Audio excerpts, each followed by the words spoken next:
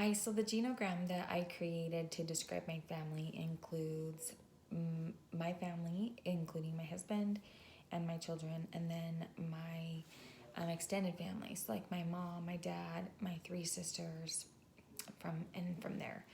Um, I wanted to do the family assessment because it tells about my relationship with my mother and my father and um, the relationships that we have. So I drew circles for each individual, and then the solid line connecting relationships represents a good relationship. And the dotted line connecting other relationships represents a stressful relationship. If you notice, my mom is the one with a lot of stressful relationships off of her circle. She only has a solid line connected to one of my sisters, whom the rest of us have a stressful relationship with. And I think that is because of the trends that both of them have of being somewhat of a narcissist. They're always like victim mentality. It's everyone else's fault but their own. Can't take responsibility for their own actions.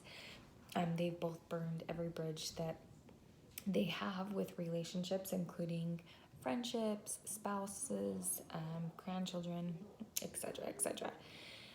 It's been a long history of lies and broken trust between my mom and my sister.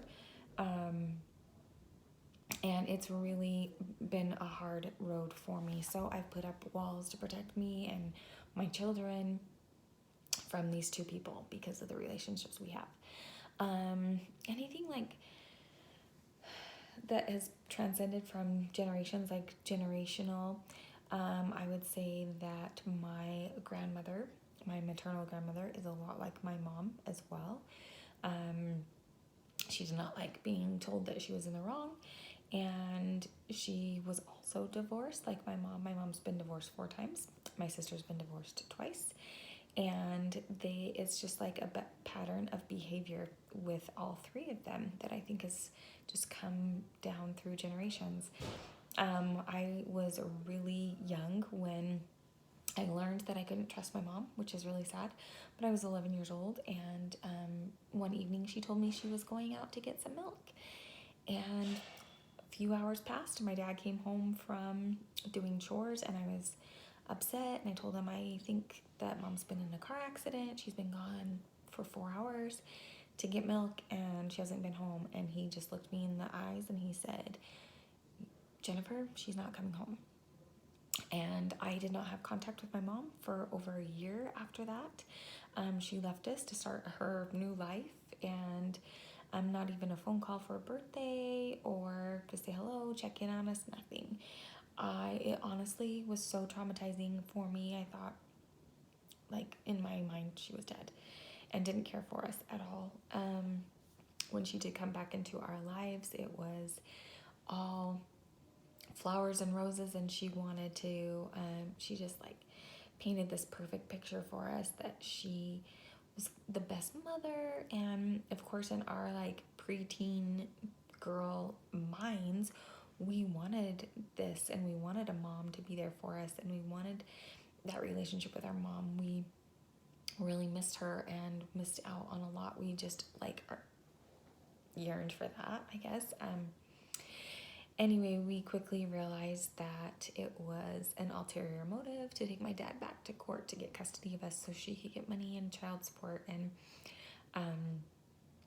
it's just been a really sad situation since with her lying and continual lies. But my sister, who's just younger than me, is exactly like her. They have both had multiple affairs on their spouses. They've both lied and cheated on so many things. My mom embezzled so much money from a company that she worked for and was put in jail. And to this day, she still says it was not her fault and it was everyone else's. But it's been really hard for me to trust her and even believe anything she says.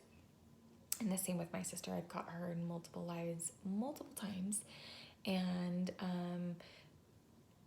one of her spouses came to me and asked me point blank if she was doing the things she was doing, and I knew 100% that she was, and so I told him yes, and then she blamed the divorce and breakup on me for telling him. So I have learned to put those people aside in my life, and to really, even though they are my family, the toxic relationships that I have had have really had an impact on me. I've tried to stay positive for my family and let them know that, you know, you can have a relationship with them if you want, that is your choice. But this is why I don't. And I don't sugarcoat anything. I let them know how my experience has been, and they seem to understand. So I've always tried to stay positive and have a great outlook, and know that I wanted a different life, and that is not what I wanted. And so my dad and I have stayed close, and he's been able to be a very active part of my family, and I'm thankful for that. So that is why I chose the relationship assessment in my genogram, and that is it.